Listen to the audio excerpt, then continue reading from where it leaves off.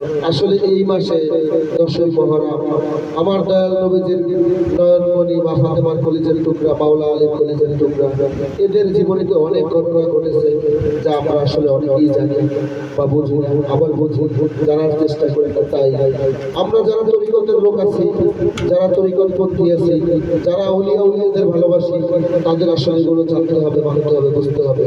কারণ পাক পঞ্চাত্তর কি, পাক পঞ্চাত্তরের সারমর্ম কি, এর ব্যাখ্যা কি, এরা কারা, কোথায় এদের সৃষ্টি, কোথায় এদের জন্ম, কি কারণে আসা যাওয়া, এগুলো আসলে জানতে হবে। আসলে যেহেতু এক সময় সকলেই ত্যাগ করবে, আমরাও ত্যাগ করছি, আমরাও করবো, আবার এই পৃথিবী ছেড়ে চলেও যাবো। যেমন দেহ তো যখন দেহ থেকে রূহ বের হয়ে যাবে, তখন তার নিঃশ্বাস বন্ধ হয়ে যাবে, আর কথা বলবে না, তখন কেউ নাম ধরেও ডাকবে না, তখন বলবে লাশ। আসলে মুহররমের যে দিনগুলো, এগুলো প্রতিটা মুহূর্ত, প্রতিটা সময় খুব দামি, খুব মূল্যবান। তাই আমরা সকলেই আজকে সেই মুহররমের দিনের কথাগুলো মনে রাখি না, বলি। এবং আজকে অনেকেই তবারকের আয়োজন করেছে, বিশেষ করে আরেকজন তবারকের আয়োজন করেছে, ওনার স্বামী এই পৃথিবী থেকে চলে গেছে, তার মৃত্যুবার্ষিকী। সকলেই তার জন্য দোয়া করবেন, সকলেই সকলের জন্য দোয়া করবেন।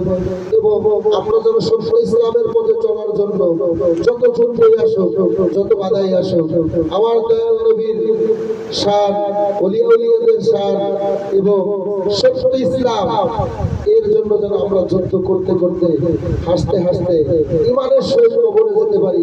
সকলেই এই দিকে খেয়াল রাখবেন, কারণ আসলে ইমান নিয়ে বর্তমানে কবরে যাওয়া খুব মুশকিল। কারণ কচু পাতার উপরে পানি রাখা যেমন মুশকিল, ইমান নিয়ে কবরে যাওয়া মুশকিল। আমরা অনেক সময় হাসতে হাসতে ইয়ার্কি মশকরায় ঠাট্টায় অনেক মিথ্যে কথা বলি, এগুলো থেকে যদি বিরত থাকি এবং সবসময় যেন চেষ্টা করি আমাদের হাত দ্বারা, আমাদের কথা দ্বারা, আমাদের কর্ম দ্বারা, আমাদের চলাফেরা দ্বারা যেন অন্যের ক্ষতি না হয়। উপকার করার চেষ্টা করবেন, যদি না পারেন অন্তত ক্ষতি যেন না হয়। বিশেষ করে এই বাংলাদেশটা ওলিয়া উলিয়ার দেশ, এই দেশে ইসলাম, কোরআন, নামাজ, রোজা, হজ, যাকাত, কলেমা সকল কিছুই আছে ওলিয়া উলিয়া। তাই ওলিয়া উলিয়াদের যদি আমরা সম্মান করি, রাস্তাঘাটে আমরা অনেক সময় পাগল ফকির দেখি, যদি তাদেরকে ভালোবাসতে না পারি দুঃখ নাই, তাদেরকে নিয়ে যেন আমরা এমন কোনো কটুবাক্য না করি যাতে তাদেরকে অসম্মান করা হয়। আল্লাহ পাক রব্বুল আলামিন পবিত্র কোরআনে বলছে, ওনার বন্ধুদের সাথে যদি কেউ বেয়াদবি করে, উনি আল্লাহ নিজে তার সাথে যুদ্ধ ঘোষণা করে। তাই সকলেই সকল কিছু খেয়াল রাখবেন। আরো আমরা যারা তরিকতের লোক আছি, অনেকেই অনেক কিছু চিন্তার ভাবনার বিষয় আছে। যেমন আমরা সকলেই বলি পবিত্র কোরআনের ভিতরে আয়াত 6666 গান। হ্যাঁ, আসলে 6666 গান এক সময় ছিল, এখন নাই। কারণ কিছু কিছু আয়াত এখান থেকে কই গেছে এটাও জানার বিষয়, খুঁজলে পাওয়া যাবে কই গেল, কারা এগুলো করলো। তাই বলে কিন্তু কোরআনের একটা জের জবর বয়েস কোরআনের মতো শক্তি আসলে আল্লাহ পাক রব্বুল আলামিন কথা বলে দিয়ে, কিন্তু মানুষ স্বার্থের জন্য অনেক সময় অনেক কিছু করে। তাই এগুলো চিন্তা করতে হবে।